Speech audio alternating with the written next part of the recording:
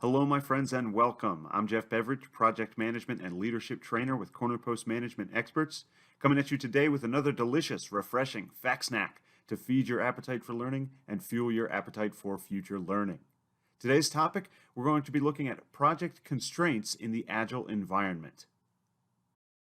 So as you no doubt recall from our knowledge snack or fact snack on the triple constraint, all project managers have the challenge of balancing scope, schedule, and cost on their project, right? And we talked about this idea of the triple constraint, meaning that if there is a change to one of these three areas, one of these three constraints, scope, schedule, or cost, that will inevitably create a change or an effect for the other areas of the project, these other constraints. So if we have a change to the scope, if we're being asked to do more work, what's that going to do to our schedule? What's that going to do to our budget? Are we going to need to spend more time or money to get that work done?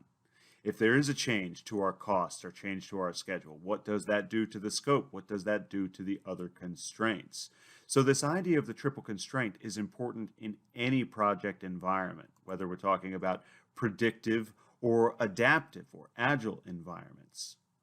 And that's what we want to talk about today. We want to talk about the difference between predictive and adaptive project environments in terms of this triple constraint and the idea that in most project environments, one or more of these constraints might be fixed, right?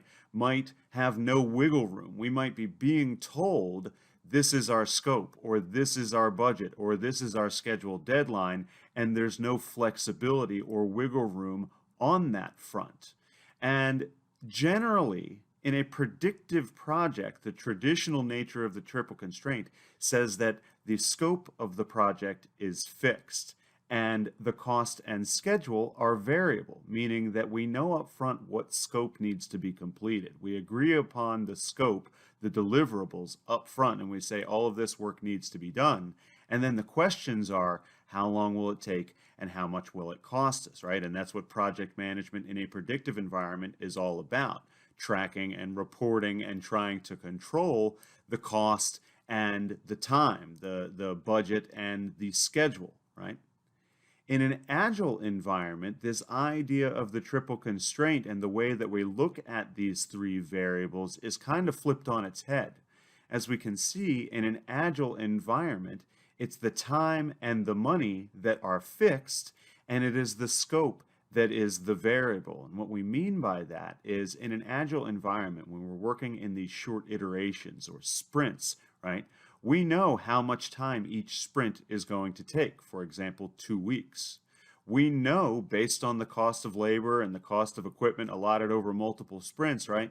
We know exactly what the cost of each sprint is going to be. So the schedule and the cost are fixed in this case.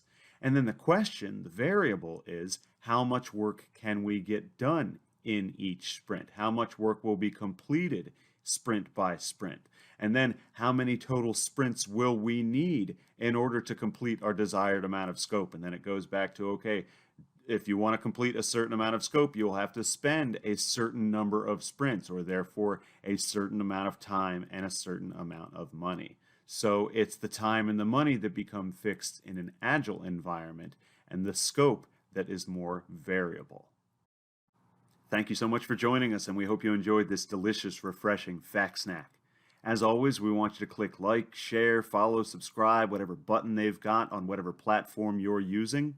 You can come visit us anytime at cornerpostmanagement.com for more delicious, refreshing fact snacks, as well as a ton of other great free resources. I'm Jeff Beveridge, and I hope to see you real soon.